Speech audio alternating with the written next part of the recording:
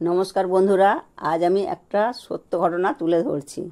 Title দেখেই বুঝতে পেরেছো নিশ্চয়ই কে আমার মেয়ে জামাই।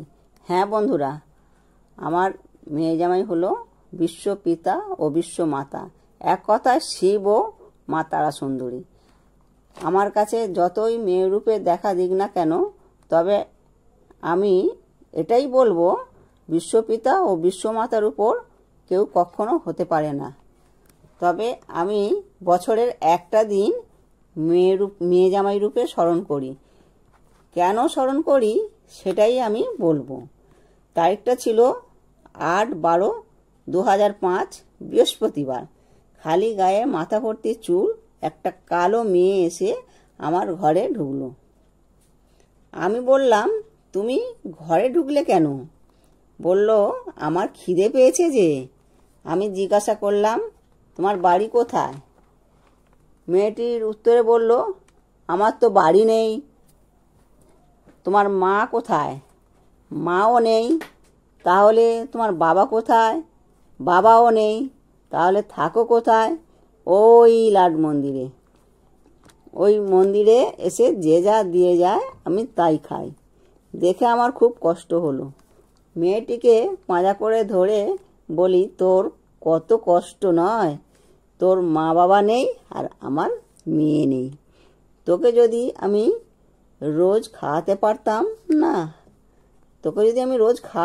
না, আমার খুব ভালোই লাগতো। তুই যদি আমাদের বাড়িতে রোজ রোজ আসিস, কোথায় কে কি বলবে? আচ্ছা বেশ, আমি তো টিউশনি করেই কিছু টাকা পাই, ওই টাকা দিয়ে কিছু কিনে নাট মন্দিরে দিয়ে আসবো। যখন ওই 6 বছরের কালো মেয়েটির সঙ্গে কথা বলছিলাম, তখন ওই সময়টা মনে হচ্ছিল আমার চারপাশের সকল জায়গাটা এক অদ্ভুত মনোরম দৃশ্য। আমাদের মন্দিরের পাশেই খাল। মন্দিরটা তখন পুরোটা কমপ্লিট হয়নি। খালের চারপাশে যেন দক্ষিণেশ্বরের মন্দিরের মতন বাঁধানো। আজ থেকে 19 বছর আগের কথা, তবুও এখনও মনে হয় যেন সেই 6 বছরের ছোট্ট কালো মেয়েটির কথা ও তার স্পর্শ আর চারিপাশের মনোরম দৃশ্য এখনও আমি অনুভব করি। বিশ্বপিতা ও বিশ্বমাতার আশীর্বাদ না থাকলে আমি তো এগিয়ে চলতে পারতাম না। আর বিশ্বপিতা বিশ্বমাতার আশীর্বাদ অবশ্যই সকলেরই দরকার। আর এখানে আমি তাই মাকে আমি মেয়ে রূপে আজকের দিনটা পূজা করছি, আর শিবকে ও তাই।